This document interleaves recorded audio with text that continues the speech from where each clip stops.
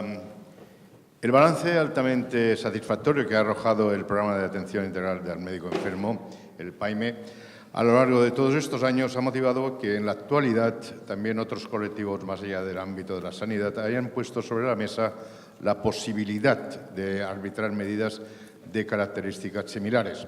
Estamos hablando de sectores que comparten con los médicos una característica muy importante, la circunstancia de que en el ejercicio de sus tareas cotidianas asumen bajo su responsabilidad las vidas de otras personas. Así ocurre con los médicos, por supuesto, pero también con los pilotos de aviación. También estos profesionales han de mantener un estado físico, psicológico y emocional de incuestionable solidez y fortaleza, y cuando ello no ocurre necesitan ayuda y auxilio de la misma manera que, como hemos visto, la precisan los médicos. En este 7º Congreso del PAIME tenemos el honor de contar con la presencia de Claudio Martínez Gómez, tesorero del Colegio Oficial de Pilotos de la Aviación Comercial y comandante de líneas aéreas con 16.000 horas de vuelo a sus espaldas. El comandante Martínez Gómez ha desarrollado su carrera como piloto en la compañía Iberia desde el año 1989, habiendo ejercido como instructor de vuelo. Es licenciado en Ciencias Económicas y Empresariales por la Universidad Autónoma de Madrid y técnico en empresas y sector turístico, y posee amplia experiencia en funciones institucionales y representativas. De hecho, ha desarrollado cargos tan relevantes como los de secretario y tesorero del Sindicato Español de Pilotos de Líneas Aéreas, el SEPLA, y de la mano de nuestro siguiente ponente aprenderemos que el piloto debe afrontar una gran presión cada vez que se coloca a los mandos de un avión. No en vano, las vidas de decenas de pasajeros y tripulantes dependen de su pericia, de que se halle perfectamente preparado y capacitado para la función que ha de llevar a cabo y de que sus condiciones psicológicas y emocionales sean las más adecuadas. Este elemento de presión sostenido en el tiempo puede generar estrés y ansiedad, de la misma manera y casi con la misma intensidad que ocurre también con los médicos. Todo ello nos lo explicará seguidamente con mayor profusión de detalles el comandante Claudio Martínez Gómez, a quien damos nuestra más calurosa bienvenida al Congreso PAIME. Comandante, cuando usted quiera.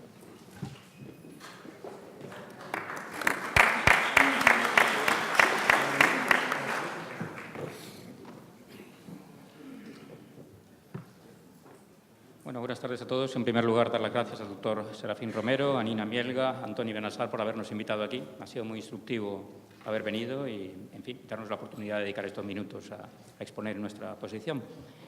También agradecer a todos ustedes que a las 2:15 de la tarde, un viernes en Palma de Mallorca, con el buen tiempo que hace ahí fuera, tienen la paciencia de aguantarnos 5 minutitos que va a durar esto. Quería, en primer lugar, decirles que son ustedes el segundo auditorio más exigente que he tenido en mi vida.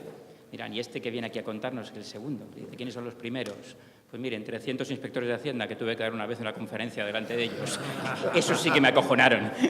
Y no 100 médicos. Son ustedes un auditorio exigente, pero no el más exigente de mi vida. También en el currículum han dicho, pues sí, he tenido muchas responsabilidades institucionales, he tenido que hablar muchas veces ante asambleas de pilotos, pero lógicamente son mis compañeros y me siento más seguro, así que les pido disculpas por lo que me pueda atrancar o tartamudear. Entonces, sin más preámbulos, estamos intentando montar un PAIME bis, digamos, es programa de ayuda integral al piloto enfermo. Y, en primer lugar, comentarles la profesión nuestra. Ustedes son todos usuarios de transporte aéreo, seguramente, excepto alguien que venga en barco, que tenga fobias a la aviación y tal y cual, pues el 100% de la sociedad prácticamente es usuaria del transporte aéreo. O sea, es un sector bastante importante y bastante relevante hoy en día. Hay muchos sitios que solo se puede ir por avión, entre ellos las islas o sitios lejanos. Nuestra profesión está directamente vinculada a la seguridad de las personas. Eso es evidente. Somos la última barrera de la seguridad. Es decir, el famoso diagrama de los quesos de Rison, ¿se acuerdan? Ese que van atravesando barreras y la última barrera siempre es un pilotito.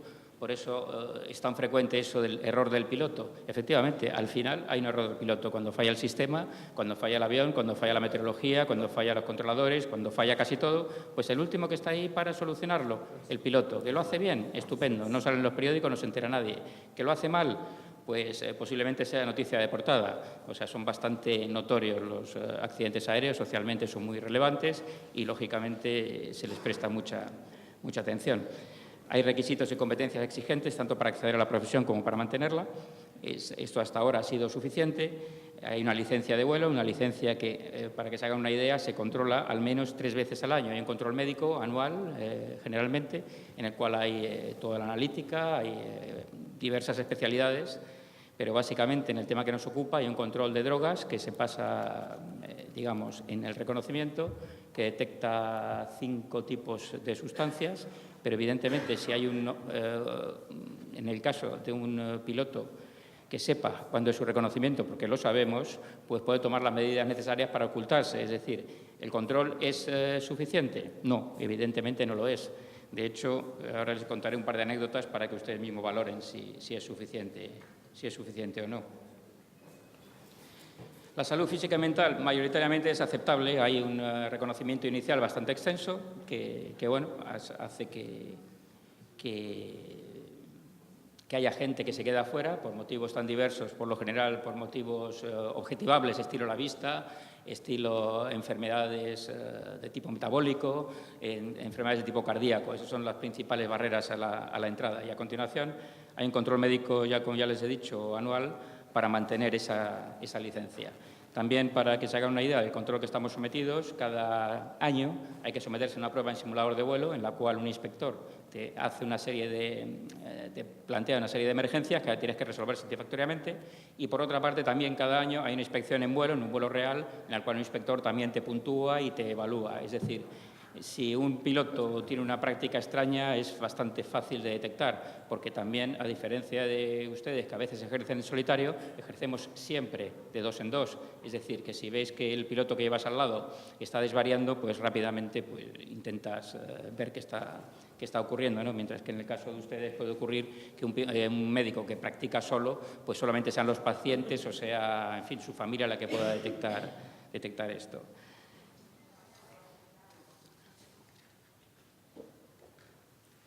El contexto profesional nuestro, lógicamente, se ha degradado, como todo en España, como todo en Europa y como en todas partes, ¿no? El deterioro profesional es generalizado. He dado un botón equivocado y eso no es bueno. Consecuencias. Todo esto, las consecuencias, pues frecuentes trastornos como depresión, estrés, ansiedad, se han detectado conductas adictivas. Entonces, aquí les quería contar una anécdota de la que yo fui partícipe, para que vean un poco cómo funciona el sistema. El sistema es completamente reactivo. Hace poco un piloto, hace relativamente poco, un año o algo así, un piloto joven está en una fiesta, pues le pasan una cosita de fumar, pues le da un par de caladas sin saber lo que estaba fumando y sin saber que 2 días después tenía reconocimiento médico. ¡Pum! Positivo de cannabis. Le quitaron la licencia durante 3 meses, a los 3 meses volvió, comprobaron que no tenía ningún rastro nuevo, etcétera, y lo dejaron volver a volar. Ese piloto tenía riesgo para la seguridad, pues no era ni adicto, no era consumidor frecuente, no era un drogadicto, ni estaba deprimido, ni le pasaba absolutamente nada, había cometido un error. Ese es el caso, digamos, eso es lo que detecta el sistema. Ahora les cuento un caso que se puede contar porque ha ocurrido hace bastantes años y el protagonista ha fallecido, que estuve personalmente, o sea, y eso se lo puedo contar de primera mano. Estaba yo viajando en cabina con 2 pilotos que conocía a los 2 perfectamente, que eran incluso amigos, y esto ocurrió como hace 20 años, y ¿qué veo? Veo que el copiloto empieza a llevar al comandante de la mano. Es decir, oye, fulanito, ¿te parece que hagamos esto? ¿Te parece que hagamos lo otro? ¿Hacemos esto? ¿Te hago tal? ¿Te hago cual? Eso más o menos es como si el residente le dice al jefe de servicio, oye, ¿te parece que hacemos una incisión? ¿Te parece que cauterice? ¿Te parece que corte? O sea, no tiene sentido, ¿no? Ahí estaba pasando algo raro. ¿Cuál era lo que pasaba? Después del vuelo, cojo al copiloto, me lo llevo aparte y le pregunto, oye, ¿qué pasa aquí? Pues era el enfoque que se le daba hace muchos años al tema. El comandante estaba teniendo algún tipo de problema que nadie sabía cuál era, pero andaba despistado. Andaba tan despistado que le pusieron una serie de copilotos a hablar con él para protegerle. Y eran copilotos muy expertos. ¿Y qué ocurrió? Ocurrió que esos copilotos volaban con él y en un determinado vuelo a Lisboa, ocurre que le tiene que quitar el avión. O sea que el comandante no está realmente a cargo del tema y el copiloto le quita el avión. Eso está perfectamente arreglado en nuestra profesión. Cuando un piloto detecta que el otro no está en condiciones, es mío el avión, ¡pumba! Siguió el vuelo, lo aterrizó, no pasó absolutamente nada. Pero mira por dónde la desgracia estaba presente ese día. Y en Madrid, a la vuelta, el viento estaba donde no tenía que estar, la pista estaba cortada, había una serie de condiciones, había tormentas, estaba desventajoso, y el comandante vuelve a hacer el vuelo y se vuelve a equivocar. Y el copiloto no tiene, digamos, arrestos para volverle a quitar el avión. Eso acabó en un accidente sin pérdidas humanas, por suerte, pero se rompió el avión, se salió por el final de pista en Barajas y ahí acabó la carrera profesional del comandante. ¿Qué le pasaba? Tenía un trastorno neurodegenerativo progresivo que estaba en su primera fase. El hombre básicamente no tenía unos síntomas, digamos, muy claros, pero evidentemente le pasaba algo. Por eso se le intentó proteger de mala manera. Y la mala manera acabó pues con un avión roto y, por suerte, no acabó con desgracia de vidas humanas. Eso, digamos, no fue detectado por el sistema. Y ahora les pregunto a ustedes, médicos, ¿qué era más importante, el canuto del copiloto o la enfermedad del comandante? Evidentemente, lo segundo acabó en un accidente, ya digo, con destrucción de parte del casco de avión, como fue simplemente que aterrizaron demasiado deprisa, no tuvieron capacidad de frenar, acabaron saliéndose por el final de la pista, rompieron el tren de aterrizaje, rompieron parte del avión y punto, y ahí se quedó, pero podía haber sido mucho peor. El comandante, un año después, falleció víctima de ese trastorno. Entonces, eso, digamos, es lo que hay que intentar, creemos proteger en nuestro programa. Y esto nos lleva al caso paradigmático por excelencia que ha desatado todo esto, el caso Germanwings. ¿Qué ha ocurrido en el caso Germanwings? Creo que es del público dominio. O sea, los que estábamos un poco en tema de investigación de accidentes lo vimos desde el primer día. En cuanto nos dijeron 3 datos, estaba claro que era un caso de suicidio. Este es el caso más claro que ha habido en la historia de la aviación, en el que indubitadamente se atribuye el accidente o el asesinato de 160 personas a un piloto en un estado mental bastante manifiestamente mejorable. Ha habido algún caso más en la historia, no tan evidente como este. Ha habido por lo menos 2 casos más en los que se sospecha que puede haber influido el estado psíquico del piloto, el desenlace final, ¿no? Casos siempre con cientos de muertos. Este es el caso más claro. Entonces, este caso extremo hace que vayamos no a un fallo del avión o de la meteorología o que haya sido no solucionado por el piloto. Este es el caso extremo. Es el propio piloto en un avión que funciona perfectamente, en unas circunstancias óptimas, el que mata a 160 personas. Entonces, síndrome Titanic, la sociedad solo reacciona, los gobiernos reaccionan cuando hay muchos muertos encima de la mesa. Y por eso han decidido, de la manera que lo hace la Administración, es decir, con mucha paciencia, tomar cartas en el asunto. Entre las recomendaciones de la Comisión de Investigación del Accidente se incluye promover un programa de apoyo a los pilotos. Se le pide a la Agencia de Seguridad Europea que se asegure que los operadores promueven la implementación de grupos de apoyo entre iguales con objeto de ofrecer una plataforma para los pilotos, familias y compañeros, comentar aspectos de salud personal y mental, en fin, con confidencialidad, cultura justa, y se orientará con el objetivo de ayudar a los pilotos y hacer que retomen sus actividades de vuelo cuanto sea posible. Como pueden ver, pues todo esto más o menos, donde pone EASA pones otra cosa y es un calco del PAIME, vamos, están intentando detectar las conductas de una forma proactiva y no de una forma reactiva. Es decir, el simple análisis de cannabis o de tóxicos no es suficiente.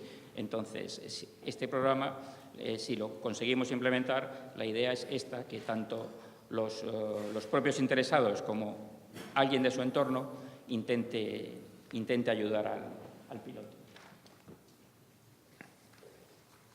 Planteamos la creación de un programa parecido, solo parecido, lamentablemente no podemos hacerlo igual, una alternativa para que el piloto no esconda el problema, que sea confidencial, un tratamiento especializado y orientado a la organización laboral.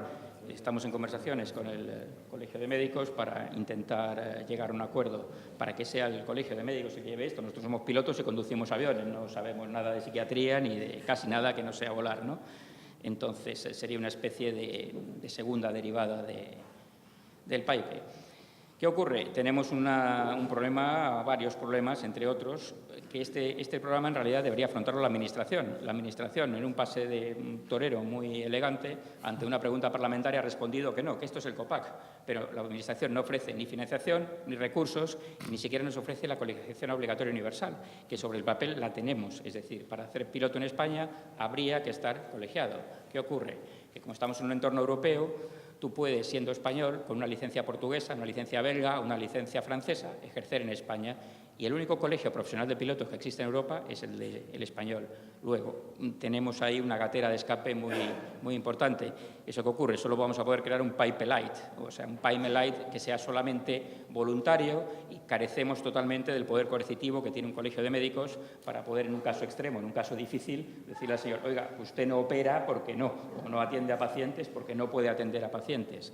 ¿Que nosotros podemos acudir a la autoridad y quitar de volar a un piloto? Pues sí podemos, pero va a ser una cuestión extremadamente delicada porque si nosotros nos basamos en la confianza, ¿de acuerdo?, en una organización que no es obligatoria, cuya obligatoriedad no es un entorno bastante más delicado posiblemente que el de ustedes. Por el lado bueno, no podemos ser adictos a nada que nos recetemos, puesto que no recetamos nada. Pero te vas a Sudamérica y te puedes volver con lo que quieras en el bolsillo. Eso lo puedo asegurar porque lo he visto.